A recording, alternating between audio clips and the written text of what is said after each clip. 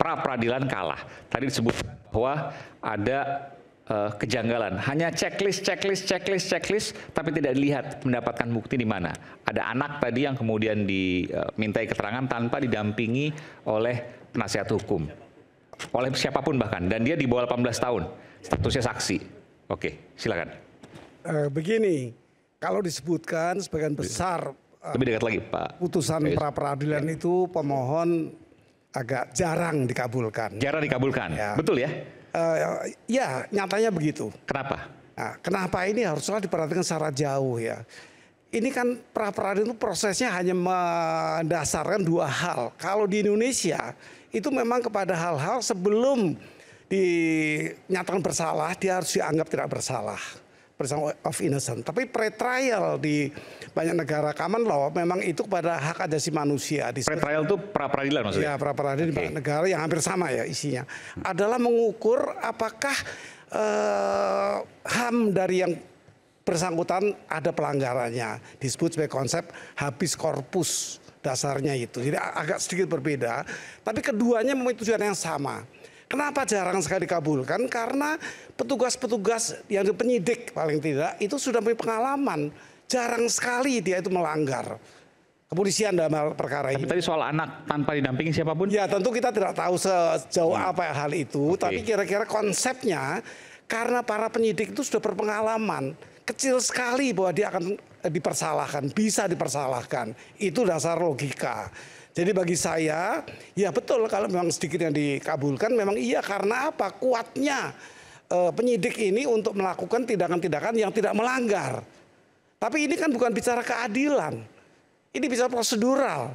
Keadilan ada pada perkara nanti apabila ini ditolak atau diterima. Terutama kalau ditolak, tentunya akan menuju kepada proses pokok perkara. Di situ baru kita bisa memperhatikan apa itu hukum yang berkaitan dengan keadilan. Ini kan hal ini perlu kita telusuri menurut KUHAP. Di KUHAP itu dijelaskan kalau ada terjadi sebuah kejadian, ada perbuatan dan ada keadaan atau akibat 30 orang lebih mati karena perkara ini. Tentu ini harus diselidiki dengan keadilan tadi. Itu nanti ada pada pokok perkara. Termasuk pembuktian apakah dari kicauannya, dari tweetnya di media sosial itu apakah berkaitan dengan kerusuhan atau tidak? Tentu semuanya itu akan diproses secara hukum dengan teliti dan tentu kelengkapan persidangan itu ada di situ diawali adanya kejadian yang mempunyai persesuaian dengan perbuatan dan keadaan atau akibat. Itu kira-kira proses hukum yang kita pelajari dan itu merupakan instrumen. Ini pun instrumen di pra peradilan yang harus dilalui kalau ada pemohon. Oke, Mbak Asvina mungkin mau tambahkan?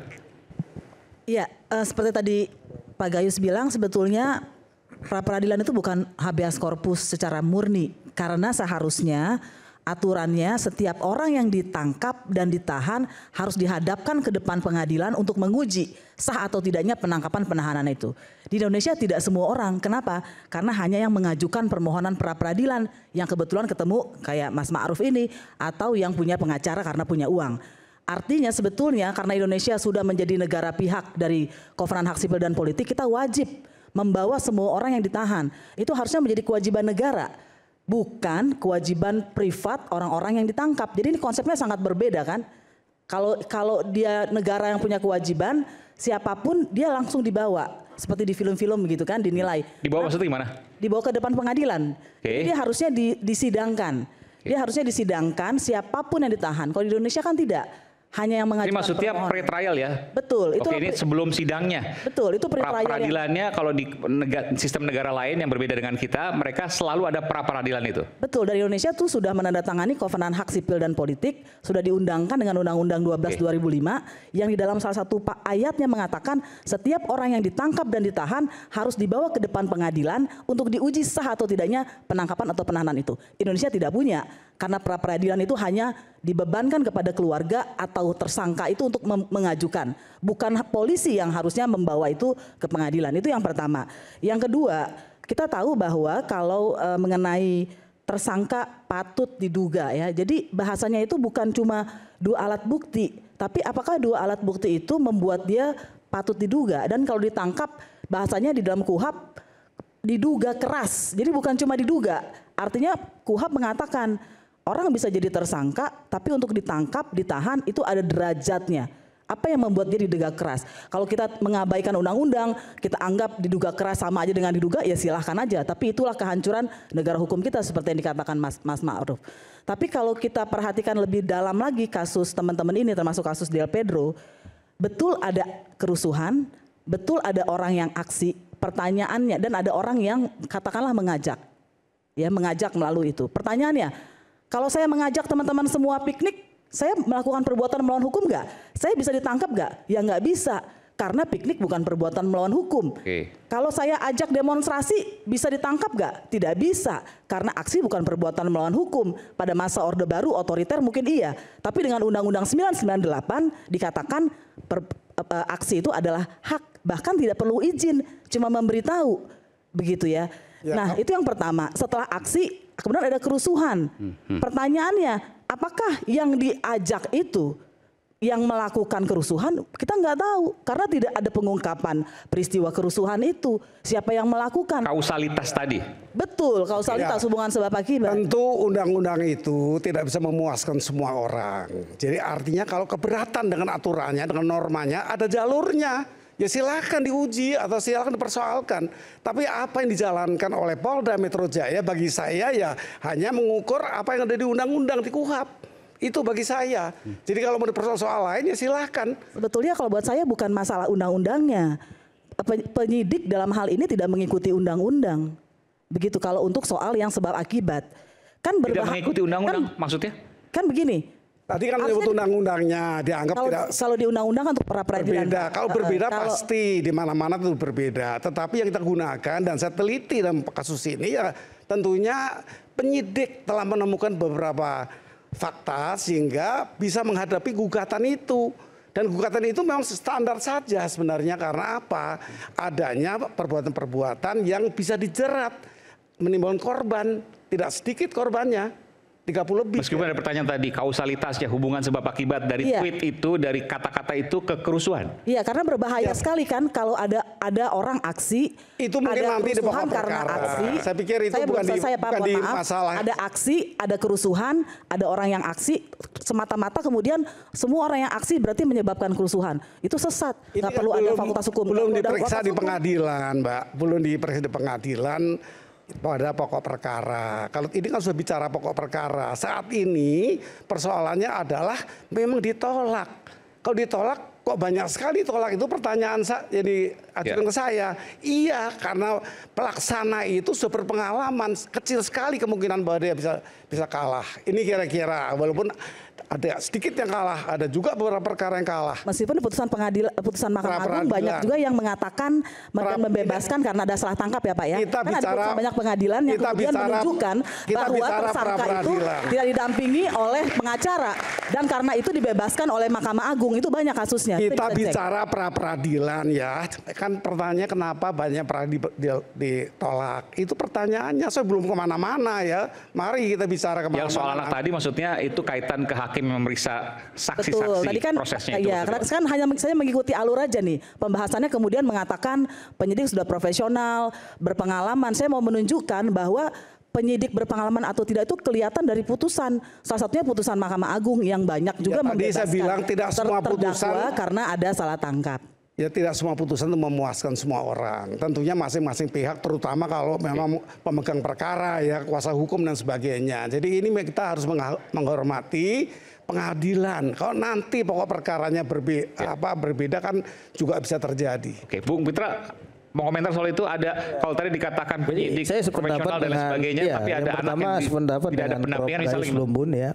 Karena itu kan ranahnya pokok perkara. Ini masih kita. Itu masuk pokok perkara itu. Iya, itu bukan di pra-peradilan. Tahapan saat ini kan masih menguji tahap prosedural administrasinya, syarat formilnya. Apakah memang pihak kepolisian dalam hal ini penyidik melakukan pelanggaran prosedural kan gitu. Sesuai dengan yang telah dilakukan oleh para penasihat hukum kan sudah diuji di pengadilan. Artinya tidak ada pelanggaran apapun yang dilakukan oleh penyidik.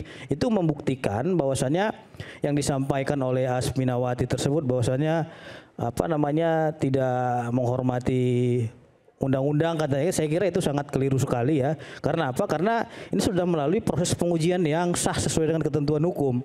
Jadi kalau dibilang penyidik itu tidak taat kepada hukum dan tidak taat kepada aturan, saya kira harus dibuktikan yang tidak taatnya yang mana gitu loh. Terus tadi disebutkan misalnya ada anak di bawah umur, di bawah usia 18 tahun yang kemudian diperiksa sebagai saksi tanpa didampingi oleh pengacara. Bukan yang melakukan oleh siapapun bahkan. Ini kan yang melakukan aksi demonstrasi itu bukan hanya berbicara 1-2 orang. Oke. Yang diamankan saja Bang Aiman, bayangkan saya 765 orang banyaknya. Betul. Dan semua itu salahnya Pedro. Tunggu dulu Mbak ya. Tadi saya diam ketika Mbak bicara. Nah, dari 765 ini penyidik mau nanya kepada mereka ini, ya kan? Mereka tahu dari mana sih sehingga dimobilisasi? Mereka bilang dari akun blog pelajar politik pelajar, ya. Jadi ada juga khusus akun-akun yang memang mengkoordinir para pelajar. Itu Bang Aiman. Jadi dan hasil kolab, tunggu dulu. Ini framing jahat. Tunggu dulu, ini pendapat saya. Anda nanti berpendapat. Silakan Anda berpendapat. Ini saya berpendapat dulu. Anda katanya berdemokrasi tapi Anda tidak siap untuk mendengarkan pendapat orang. Enggak, tunggu dulu. Tidak ada mobilisasi, tidak ada mobilisasi itu. Tunggu dulu, Mas. Jadi Bang Aiman, setelah 765 orang ini ditanya oleh penyidik, maka disimpulkan bahwasannya mereka mendapatkan informasi dan ajakan melakukan tindakan-tindakan itu dari akun media sosial yang saya sebutkan tadi, ya. Ada beberapa akun media sosial seperti tadi blog politik pelajar dan lain-lainnya. Sehingga dari yang ditemukan dari 765 orang ini, ya, penyelidik melakukan penyelidikan. Di siapa ini pemiliknya kan gitu. Ditemukanlah para tersangka ini. Blog politik pelajar itu bagian dari yang aktivis-aktivis ini. Begini, blog politik pelajar itu dia akun yang berkolaborasi. Tapi apakah blog politik itu adalah aktivis ini, kami juga tidak tahu. Dan Del Pedro yang mengoperasikan? Tidak, Del Pedro hanya bertanggung jawab terkait dengan Lokator Foundation bersama dengan Mujafar Salim. Artinya mereka berkolaborasi berarti turut serta di dalamnya kan gitu. Kenapa mereka berkolaborasi terhadap akun-akun tersebut kalau memang tidak kenal dengan blog politik pelajar? Gitu loh. Jadi gimana? Jadi ya katanya kan dia tidak tahu nih masalah blog politik pelajar itu. Untuk si orang-orang ini yang ditangkap, ratusan orang ini ditanya, kalian tuh buat kerusuhan dari mana? Iya. Oh, saya terinspirasi gitu kurang lebih. Atau saya tahu dari itu ajakan itu. Tahu dari ajakan daripada blog akun media sosial politik pelajar tadi. Isinya apa? Nah, isinya itu ya untuk melakukan aksi demonstrasi ya dan lainnya ada lagi demonstrasi nggak salah tapi. Hah? Demonstrasi nggak salah. Iya, demonstrasi tidak salah, tapi pelaksanaannya ini ya yang menyebabkan negara mengalami kerugian 900 miliar Bang Aiman. Bukan, kalau itu tanggung jawabnya nggak ke klien kami. Dulu.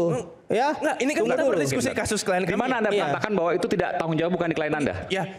Bagaimana mungkin klien kami disuruh bertanggung jawab atas kericuhan yang terjadi? Karena pertanyaannya mengajak demonstrasi itu bukan perbuatan melawan hukum. Mengenai pertanggungjawaban nanti Anda buktikan di pengadilan nantinya dalam perkara. Dalam prapit ini kita membahas syarat formilnya apakah penyelidik melakukan pelanggaran atau tidak. Mobilisasi itu tidak benar. Bukan. Anda menyesatkan publik kalau informasi yang didapatkan informasi yang didapatkan dari 765 ini diduga keras dari blog politik pelajar ini ya. Melakukan ajakan-ajakan yang bersifatnya menghasut. Itu pokok perkara. Itulah kan? makanya itu pokok perkara kan? Ya, tapi kan kita berbicara secara formil tadi dari 760 kan ditanya kenapa ini klien saya dimintai pertanggungjawaban dan lain-lain. Bukan polisi ujuk-ujuk langsung menetapkan dia tersangka dari rangkaian penyelidikan yang ada dan yang diamankan dari 765 tadi. Bayangkan Bang Aiman dari aksi yang terjadi tersebut kita nggak melihat apa dampak yang ditimbulkan terhadap aksi tersebut. Mungkin bisa diputar dulu nih dampak yang ada di video yang telah saya kirimkan tadi. Iya. Oke. Tolong diputar sambil menunggu. Tapi kalau seandainya gini, ini saya belum mendapatkan apa yang kemudian Anda sampaikan. Kalau seandainya mengajak demonstrasi di mana pidananya? Yes, mengajak demonstrasi bukan suatu persoalan, tapi akibat daripada ajakan tersebut menimbulkan pelanggaran hukum wajib diminta pertanggungjawaban hukum. Jadi misalnya ada seseorang mengajak, yuk kita demonstrasi. Ternyata demonstrasi itu ricuh, berusuh. Bahkan luar biasa gitu, ada bakar-bakar dan sebagainya, mungkin ada korban juga di sana. Jadi yang mengajak demonstrasi pertama kali dia terkena pidana. Oke, jadi Ujuk-ujuk itu dari polisi kan penyidik di sini berdasarkan putusan pengadilan bahwasanya bukan hanya di tanggal 27-nya tapi dia rentetan 27, 28, 29. Jadi ada perbuatan peristiwa yang berulang-ulang di situ. Jadi sehingga penyidik meminta pendapat dari ahli pidana, ahli bahasa dan ahli ITE atas ajakan-ajakan tersebut. Apakah ada muatan pidana atau tidak? Sehingga ditetapkanlah tersangka Bang Eman. Walaupun beberapa kali ajakan itu hanya demonstrasi tulisannya. Bukan hanya demonstrasi aja, ada beberapa narasi-narasi yang memang sudah tersebar didapatkan oleh penyelidik dari hasil penyidikan itu yang berpotensi mengarah kepada kerusuhan. Yang sifatnya ajakan Yang anarkis sifatnya lah. itu nanti akan dibuktikan di pengadilan, bukan di sini gitu loh pengujiannya. Ya, begini Bang Aiman. Gantian ya, saya berarti sekarang yang bicara kan. Silakan. Sebenarnya Bang Pitra ini baru membuktikan bahwa pokok perkara itu berkontribusi nyata kepada prosedural yang dilakukan. Pertanyaannya kan deliknya aja nih udah problematis menurut kami. Karena apa? Delik ini delik material. Ini yang lupa dan luput dari diskusi dengan Bang Pitra tadi. Delik material itu harus clear loh sebab akibatnya. Di sini ada Prof Gayus sebagai hakim yang kemudian juga pasti paham soal ini. Yang mau saya sampaikan adalah jangan kemudian perbuatan ini bukan perbuatan yang melawan hukum dialamatkan kepada klien kami. Itulah kemudian kami sebut kriminalisasi. Nggak ada loh delik melawan hukum di sini. Itu satu. Yang kedua, berbicara Tidak ada delik melawan hukum di sini. Tidak ada. Tidak ajakan hanya demonstrasi, tidak ada ajakan anarkis dan seterusnya. Betul. Oke. Makanya yang kami sampaikan, tadi disampaikan oleh Bang Pitra, saya klarifikasi, tidak ada mobilisasi untuk kemudian mengarahkan kelompok tertentu untuk melakukan perbuatan-perbuatan yang sifatnya melawan hukum, misalkan merusak, melempar, mencuri, itu tidak ada. Sama sekali Anda pastikan tidak ada itu? Betul, klien kami, kalau yang lain kami tidak bisa pastikan, tapi ada klien 4 orang kami, klien betul, Anda. klien kami, misalkan Del Pedro Muzaffar itu, dia dalam kerangka sebagai pembela HAM, dia sebagai aktivis yang kemudian bekerja melakukan tugas-tugas advokasi. Del Pedro itu sebelum ditangkap bahkan dia mengadvokasi anak-anak yang kemudian ditangkap secara sewenang-wenang. Yang bahkan anak-anak KJP-nya itu dinarasikan di media ingin dicabut. Itu diadvokasi. Alhamdulillahnya berhasil advokasi yang dilakukan oleh dia. Nah, maksud saya adalah Mas Aiman, jangan kemudian kita di sini bermain insinuasi. Apa yang dilakukan Bang Pitra ini insinuasi kepada klien Kaitan kami. saudara Ini dengan berbahaya. blok politik pelajar itu sebagai apa? Ya, kami tidak tahu blok politik Ya, pelajar itu. artinya kan saya sampaikan bahwasannya para pelajar ini mengatakan dia mendapatkan informasi dan ajakan tersebut dari blok politik pelajar. Jadi tidak Pertanyaannya- bilang saudara Del Petronya Ya, gitu loh. begini, Masalah blok betul. politik berpelajar ini berkolaborasi dengan Anda dan klien Anda itulah peristiwa penyidikan yang dilakukan pendalaman yang dilakukan Begini, penyidikan. Pertanyaannya kalau memang Anda nggak kolaborasi, kenal, postingan kenapa di Anda melakukan Instagram collab itu tidak dengan melawan blok politik hukum. pelajar? Itu tidak Tadi melawan Anda hukum. bilang Anda tidak tahu, keliru. kita tidak Anda kenal gitu. keliru. Logika dong. Sekarang gini, Mas Aiman bikin acara Mana seperti mungkin ini, kita lalu nggak kemudian kenal dianggap tiba-tiba kita provokasi. kolaborasi? Apakah Mas Aiman bisa Nggak bisa seperti diproses itu, Mas. penghasutan? Kan nggak Artinya bisa. kolaborasi itu Nggak harus bisa. didalami. Nah, Oke. contohnya seperti ini. Makanya Bang. ini kita Saya harus katakanlah clearkan. dari acara ini kemudian ada kericuhan,